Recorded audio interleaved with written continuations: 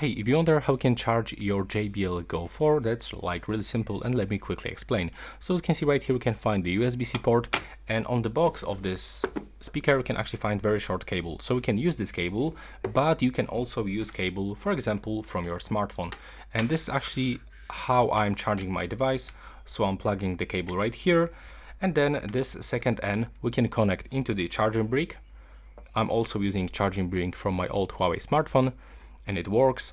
And also we can connect this cable, for example, to your PC, to your laptop, to your game console, to your TV or monitor, to any power supply actually. And you will be able to actually recharge this speaker.